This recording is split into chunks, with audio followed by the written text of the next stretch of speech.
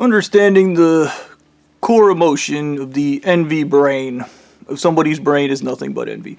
My experience with envy brains come from first-hand experiences with my father, my idiot friend Taco, Stu, Fred, Gannon. They're all idiots. Now, the first thing with envy brains is, in my experience, either one, envy's a shameful emotion, so people don't like admitting they're jealous. Yeah. So, the likelihood of somebody admitting it is zero. Also, envy, even in the Catholic Bible with that Dante shit, is considered the deadliest sin because it's the silent sin, and it's actually represented by the angry eye. And it's known for passive-aggressive behaviors. I gotta get back at that person for making me feel insecure. And I associate it with being emotionally stunted. It is my personal opinion that I think envy may be the first emotion humans feel. That was like a study they did on monkeys where they found out monkeys could get jealous of one another. Now, the first thing you want to know about an envy brain is they're in competition with everyone. They're inferiority complexes, but specifically their competition and idea of competition is it's okay to cheat. And for this church, the people I always ramble on about, that's great because keep them fighting one hand behind their back. Cheat at everything. So the examples I'm going to bring up is my idiot friend Taco. Like, if we ran a race, he would start punching and kicking and pushing to win races. If we wrestled, he would begin trying to slam my head into the corner of furniture and just generally be a prick. And, like, some guys can handle, like, some people are down with that, but there is a point where it's just straight up stupid and you're just being dumb. Another hilarious example of this is Stu finding out women actually like me, so he would just go murder them. Yeah, they don't like it when people like you and they don't like them. The constantly being in competition with somebody, the reason for that is these people only count their wins. Yeah, when you're an envy brain, you only count your wins, you never count how many losses. So you're in competition with the planet, you beat a few people at your orbit, and the competitions can be arbitrary. I have decided to outperform you in X. I have decided that because you want that woman, I'm reactionary, and I'm gonna go after that woman. And I'm going to prove that I'm good enough. I'm gonna have to, if you ever find yourself having to prove anything, once again, you're insecure. So, the envy brain does that. Envy people are constantly comparing themselves to other people. That is another aspect. It is a toxic, stupid trait. You should not waste your time comparing yourself to anyone, okay? You're just, it is a misery machine when you think like that. Now, one of the other things that I find astounding about this is every envy person doesn't have the ability to tell envy from genuine malice or hatred. That's true for both parties. The people who are being terrorized by these people and the person who is being the envy brain. The thing about envy and all these things is they're all processed by the same part of the brain. Kind of like how emotional pain and physical pain are both processed by the same part of the brain. Okay? So it's very difficult to label the emotion as it is for people who are emotionally immature in particular.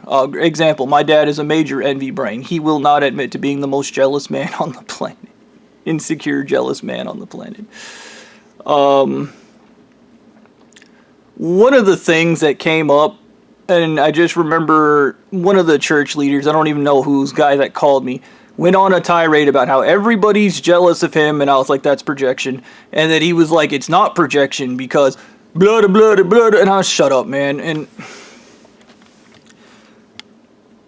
I was like, you go around murdering people, you have no values, you have no morals, you're not a likable person on any level, you play it off by being disingenuous and covering it up with charisma because you're a fake person, and then you have the balls to say, hey, you know what? Everybody hates me. They don't hate you.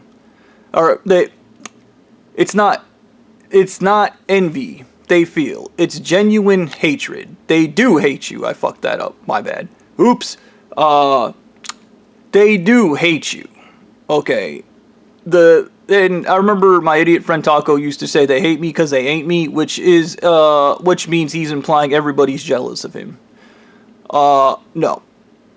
You have to actually have something to be jealous of, and we're probably gonna talk about a few weird examples of bizarre envy, is what I call it. So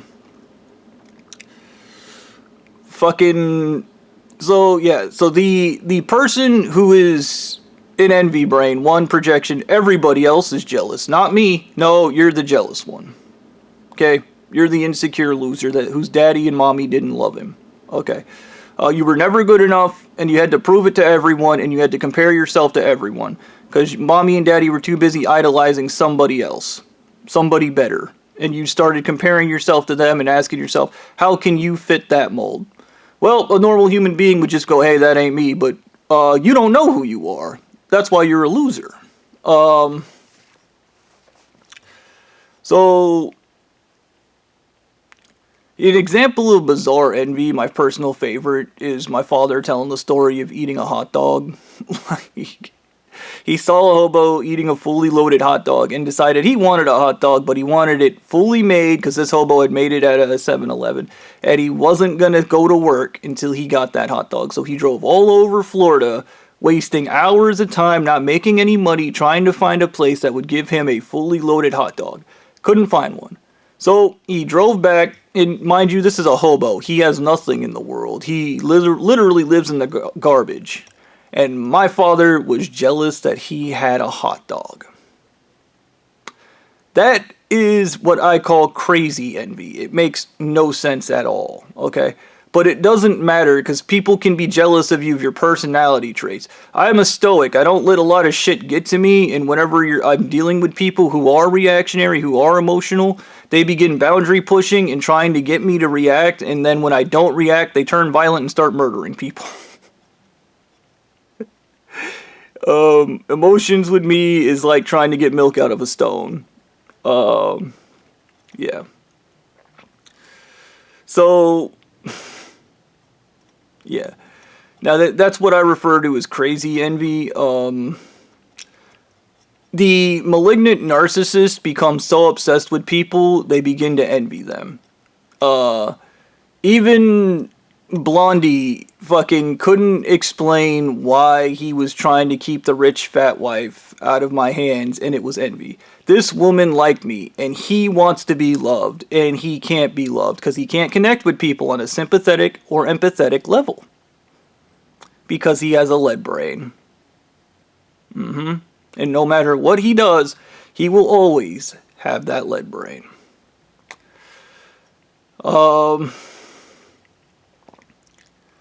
I really hope I covered almost everything in this. Now, I'm a hatred. My core emotion is hatred. It's a secondary emotion from being hurt or sadness. And people mistake my fucking righteous fury or rage with envy, and I don't really get what that's about. An example of this is I remember Stu and the other guys were at the church once again, because their highest life, because they're lead-brained addicts, is having sex and doing drugs. That is what happens when you're a lead-brained addict. You want to have sex and do drugs. You have no other fucking things. They start explaining to me, I didn't want to destroy the human trafficking. I wanted it for myself. And I was like, no. If given the chance, I would Thanos snap you people out of existence. Because one, you're incomplete beings and you're never going to develop, self-actualize, or become anything. You're going to steal, lie, and kill, and then go, it's mine, I'm entitled to it because I think like a 2-year-old. No, I had genuine hatred. And it is a dangerous mistake in life to mistake somebody's hatred for envy and envy for hatred. Okay. These are two things I would argue is probably the most complex on the emotional spectrum because they are very similar, but they are not the same. If you ever find yourself saying, I hate that guy because they have something I don't have. Okay. An example of this is the biggest thing I know people have a problem with me about. And when we talk about it and we break it down, even if they can't admit it, it's always envy. Is I'm an altruist and I do the right thing. And I do the right thing because it's the right thing. I had a conversation with Gannon. I remember this where I split up a run with him and he started making fun of me for being stupid. You're stupid. You gave me a run. Ha, you're such an idiot. You're being nice to me. Like, one, okay, I'll shoot you in the leg next time if it makes you feel better. I don't know why. But we got into a conversation and then he went on about how I did the right thing, but it's a virtue signal. No, a virtue signal is when you talk about or say you're going to do the right thing and then you don't. I actually split my run up with you, Gannon. Therefore, I did. And then he said, why don't I feel like that's what happened? And I told him, because you're jealous. Because you can't do the right thing because you only care about yourself. You don't care about anybody else. You have no higher morals. You have no values. You threw those out because you decided that Nietzsche was somehow the smartest guy on the planet when he went crazy and fucking killed himself because he's a fucking loser. And his philosophy is death. It literally destroyed Nazi Germany. Okay.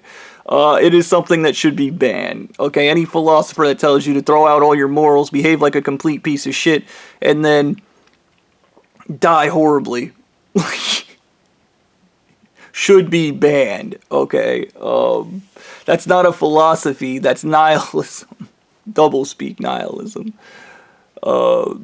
Yeah. I'm trying to think of some other envy moments. I remember this other fat girl I knew named Brandy. She was a pear-shaped, really big thighs. It was unfortunate. She had a lot of mental issues. I don't think I would have got along with her, but she had an amazing body. And my cuddle buddy at the time, Roxanne, got upset when I was talking to her and wandered off. Yeah. Because Roxanne is an envy brain. Like, okay. When mommy and daddy don't love you, it leads to insecurity. Insecurity leads to envy because you start wondering about why mommy and daddy don't love you. And it's because conditional love, you have to act or be a certain way. And then you look around and you see other people getting unconditional love. And you're like, how come they got that? I bet it's because of X and Y. When actuality, that kid's parents are just well-adjusted human beings that give them unconditional love. Your parents didn't give you unconditional love, and nothing about acting like other people or acting like somebody else is going to change that. Alright. I understand love. I know how to love freely of oneself. I've had multiple women in my life where they had to choose between my poor ass and a rich boyfriend, and I told them to go with the rich boyfriend. I have told multiple women, in any situation, just go with the rich guy, especially if you're a poor woman and you have the opportunity, because one, intergenerational wealth. Two, even if you're not 100% that you like that guy, if you get a divorce, you get money. How about that? And trust me, if something's meant to be and you are supposed to be with that poor guy, you will be with that poor guy. Okay? That's what will happen inevitably. If destiny and fate and all that shit actually plays a hand in this. Now, the envy brain is one of the most hilarious brains because you will never get anywhere with these people until you get them to admit they're jealous to begin with. When I was dealing with my imbecile friend Taco, he used to act out in front of every cute girl we came across, and he would start bullying me, and I would tell him to fuck off, or I would knock him down, or I would straight up embarrass him. I used to have a thing for putting him in a number 3, and then I would throw him around like that, because I thought it was funny. But it embarrassed him, and he would get mad, and it was because he was insecure, and he had to demonstrate that he is a real man. He has to prove it to everybody by being a dick. I myself have never felt like that about anyone ever outside of when I was in kindergarten. and this is maybe my first experience with anything close. There was a girl named Abby at Sheridan Elementary School in Florida, and there was this other guy. I want to call him Dustin. I don't know what the fuck his name was. And we both liked Abby. And one time I actually brought a pirate cutlass sword with me to show Abby because I wanted her to like me. And I started getting upset because she kept talking to the blonde-haired guy. And then I realized all I had to do was talk to her. And I just had to keep talking to her so I could stop the other guy from talking to her. Granted, I was like 5 or 6 at the time. And I learned how to process my, I guess, envy very quickly because I got over it really quick. Another thing about envy, something just, if you're a person dealing with the core emotion of envy, do not ever just tell them you're fucking jealous. Unless you are the best friend and you are the respected best friend and they're actually going to listen to you, because one, projection, they're going to say you're jealous. They're not going to admit that they're jealous. They're not going to admit they're insecure. They're not going to deal with reality. I mean, these people at the church, they pop LSD. They run from reality all the time. So getting them to deal with their emotions, that's fucking impossible. Yeah. It is important to note the guy that founded this church is the most envious being on the planet. He was jealous of everyone and learned that he could just threaten and kill people to get what he wanted, and he associated that with being loved when it was being feared, and that's how disassociated from his emotions he is, because he has no connection with reality. Yeah. And that's why you shouldn't give kids lead as a child. Because they get disassociated from their emotions and suddenly they think they're talking to gods.